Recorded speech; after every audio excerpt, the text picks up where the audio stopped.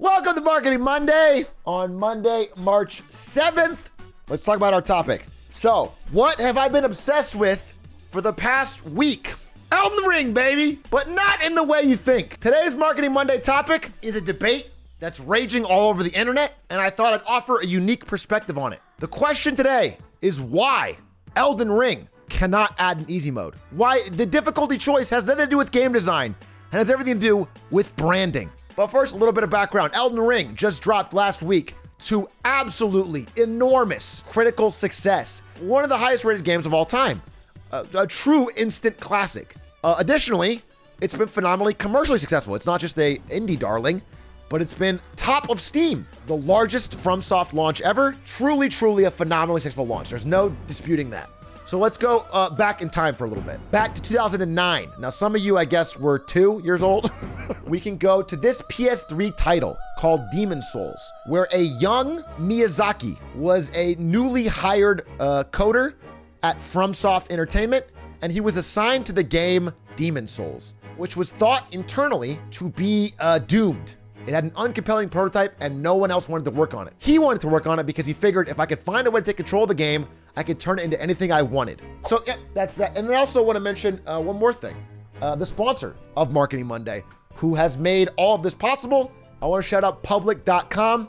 There's a link in the description below. Basically what Public is a stock trading app. You can invest in stocks, crypto, anything basically investable. So you can find my account on there and follow me if you want to see things that I'm investing in or talking about. But you can also follow a lot of acclaimed investors and follow their moves. You could follow, for example, Kimball Musk and sell Tesla when he did. And most importantly for me, that makes it stand out from its competition here, is that they do not sell your trade information to market makers. Public does not do that. They make the money off of unspent. They just basically invest unspent money. Thanks again to Public. Check them out. Link in the description below. And so, because there was this one chance to try things that were unproven ideas, he was able to create Demon Souls. Again, 2009, as we say here, is the era of the Wii.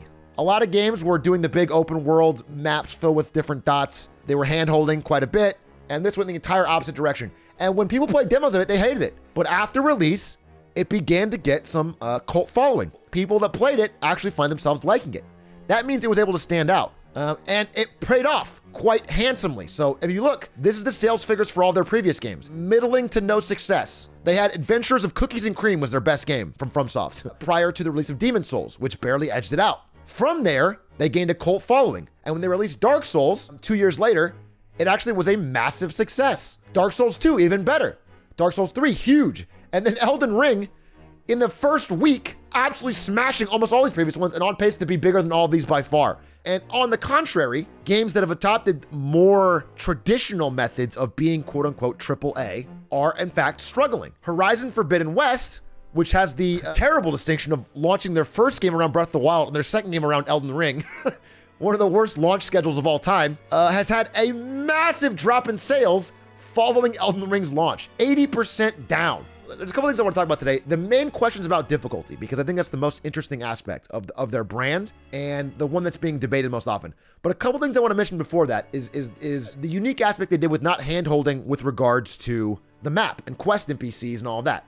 So this is an example of Elden Ring's map. As you can see, it's extremely sparse. There is not much on this map. It looks very weathered, looks very old world, only extremely functional things, a lot of emptiness in between. There's a lot of stuff on this map, but you don't see it on their map. And in comparison, I pulled a screenshot of Horizon Zero Dawn's map. This is Horizon Forbidden West map. This is the map. This game came out at the same time. It has an entirely different approach to the concept of open world, but it can be said that this is more overwhelming, more confusing, and more importantly, is it scratches an entirely different itch. So what I think a lot of AAA games have leaned into is almost Skinner Boxian methods of getting humans addicted. And humans love task completion. But at some point, it's refreshing. And it definitely, when a game actually refuses to do that and cuts it all back, it's also freeing. The branding choices that it's made to be distinct are powerful. So moving on, this made some developers angry, and this is developers from Ubisoft and Guerrilla and some other Sony studios, basically kind of mad at the Elden Ring reviews. My life is a lie. They also don't care about PC graphics, stability, and performance, apparently, nor quest design, really. And, you know, coming from users, this would be just an opinion, But coming from developers, it reads like sour grapes. It reads like not understanding that there may be something distinct here that is refreshing to gamers, that is causing a unique brand to emerge. And so this kind of summed it up for me. Daniel Dwyer had a great. As nasty as the "is Elden Ring designed well" discourse is, maybe a thing worth considering is why many players are so forgiving of rough edges, odd UX, and idiosyncratic design. Perhaps there are valuable lessons there. And I think there are. I think that there are things that other developers can learn from and even improve on. I don't think anyone who is serious about it will say that the UI, I don't think any aspect of Elden Ring is quote unquote perfect, as in can never be improved. What gamers I think are responding to and what a good brand will build their brand on is being distinct. And the ones that come up for FromSoft are unique. And examples of some of the ways Ubisoft has been, sort of counter-branded on this, receiving actually most of the flack from the gaming community, is there's a lot of Ubisoft-related memes because they have the biggest brand of having the most boring, Skinner-boxian open-world games. If Elden Ring was an Ubisoft game, you would have paid real money in their store to get the Stone Sword key. Whether or not that's true or not, it feels true because Ubisoft has, over time, built a very poor brand around how they design their open world games. And this would not ring true for FromSoft because they've built a distinct brand. They've held true to what their core principles are, whether or not they're right. That being said, the demand is still there. Gamers are gamers. The fact that they choose not to do it does not mean that they couldn't do it. You know what I'm saying? Elden Ring runes are for sale on eBay right now. And they could tap into it and they choose not to. That's what I'm saying. They are choosing to avoid making the money because the brand gain is probably worth it for them in the long run over the short-term gain that Ubisoft might take from selling items. This also was a great example. Someone said if Ubisoft designed the UI. Now, again, this is hyperbole, but this is what the brand has caused gamers to think. And so I found a study on this. With regards to Tesla. Because Tesla had, I wanted to sort of talk about why I don't think couple UI issues. And I think Elden Ring has a couple UI issues. But gamers can forgive that because it's distinct. And I want to get into that with brand image. So this is a research done on Tesla. And it was why Tesla, who had some serious quality control issues, they were releasing cars that had like missing rivets, doors that weren't hinged properly. And they were turning out that stuff wasn't affecting consumer perception. It wasn't hurting their brand. What this study found was that low brand image is much more damaging than low brand quality. And they do things differently. They have different showrooms. Their showrooms look much more higher quality. They don't do TV advertising. There's no like guy in a cowboy hat going like a truck month kind of thing for Cybertruck. They stand out. And that has caused them to have diehard rabid fans. It's similar to what FromSoft has done with their games. And I think brands like Ubisoft may not understand that. Now we're talking about difficulty. Difficulty is one of the core parts of the FromSoft brand. It's what allowed them to really stand out from the pack. For a while, until maybe Elden Ring, which has sort of branched that, it was their main thing. And they've leaned into it. I mean, they have the Prepare to Die edition. They've had ads for Dark Souls 2 that basically said how difficult it was. They've leaned into it. It's been part of their ethos. Dark Souls has been shorthand in the gaming community for difficulty for years now. People call things the Dark Souls of X. And so what I want to do is compare that across in the marketing world. And to do that, I decided to mix the two by showing you Godric the Grafted in a Gucci belt and bucket cap. And this will make sense in a second. When I think of what benefits difficulty gives a game like Elden Ring or any FromSoft game, what are the benefits for the community? Like, what does the user get out of the difficulty? Because when you think about it, here's the real question, right? The main question people phrase it as is why wouldn't you just add, like, who does it hurt? Like, you don't have to use it. And you think about that and I'm like, okay, on surface level, that seems fine. There are two things. One is communal shared experience. So it being difficult and being the same for every single person that plays it, that means if you and I both beat it, you know that we accomplished the same thing. There's a shared bond. It's a rite of passage in a way. And it's also like the entire community, when the game releases, is conquering the challenges together. We are all going at different paces on the same journey. We have fewer and fewer shared communal experiences in this world. Everything's getting more and more micro niche. People don't watch the same shows anymore. People don't consume the same media. So when a big thing comes out that we can all sort of participate in together, it feels like you're part of something. And number two is, and this is what they talk about in their design philosophy, is that challenging provides reward.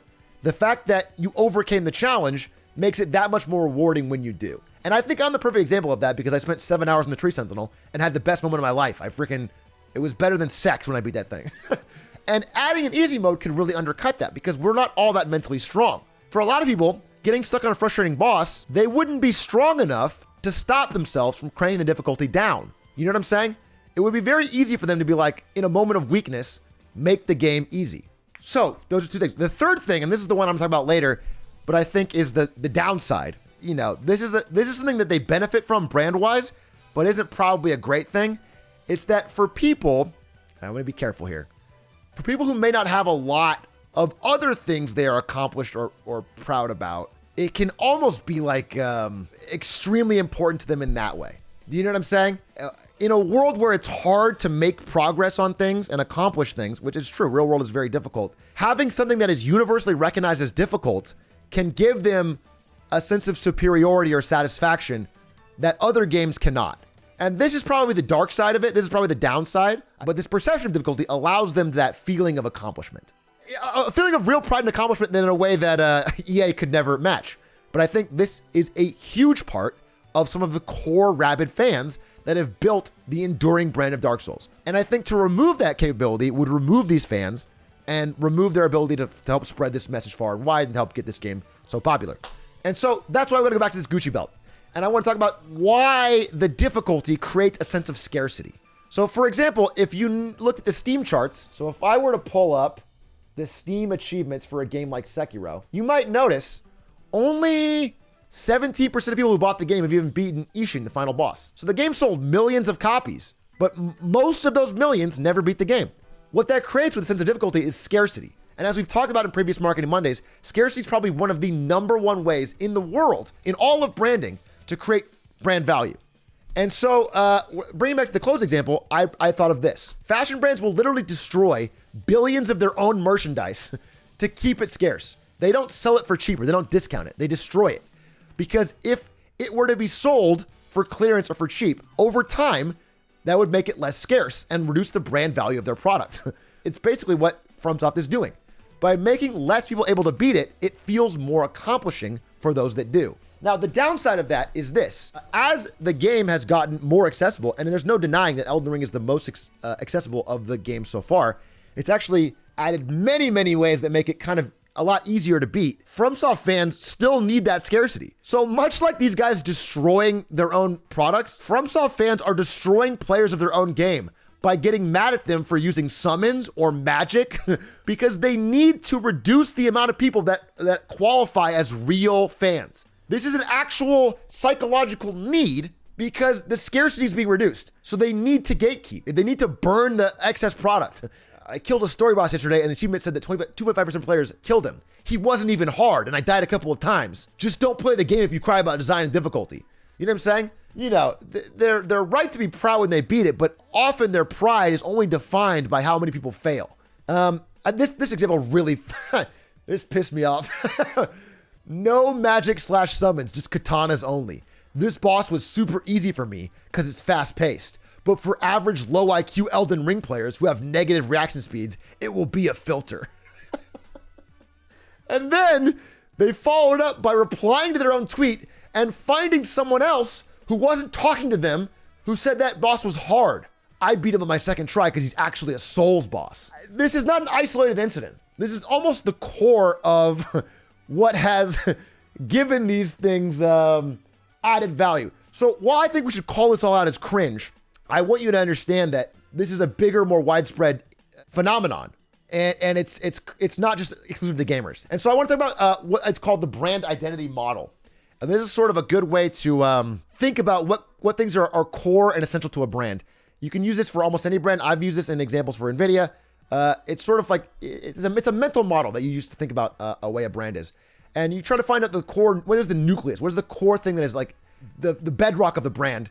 Then key things that form your identity, and then things that are kind of tangentially related. For Fromsoft, I think the brand essence is that it's challenging. I think when you think about what is their core identity, if I had to ask you for one word that summed up all From Software games, I think it would be difficult or challenging. What makes a core brand essence, the three things that are required, like to make sure this passes that test, it has to be these three things. It has to be differentiated. Is it relevant? Does it matter to gamers? I think we've proven that it does. Is it sustainable? Is it something you can keep up over all your games? Of course, they've done it. They've done it for all their games. So if it passes D3 tests, then it can be the core of your brand essence. And to confirm that, I decided to read a lot of interviews with Miyazaki himself. And I found this quote that really summed it up for me, that it shows me they understand it. So he said, we're always looking to improve, but in our game specifically, hardship is what gives meaning to the experience. So it's not something we're willing to abandon at the moment. It is our identity. And I think when you think about that, I think they understand. What's most important in the world of branding is identity. And so shout outs to him for going left when others went right, and shout outs to them for all the success. That is my presentation. I hope you enjoyed.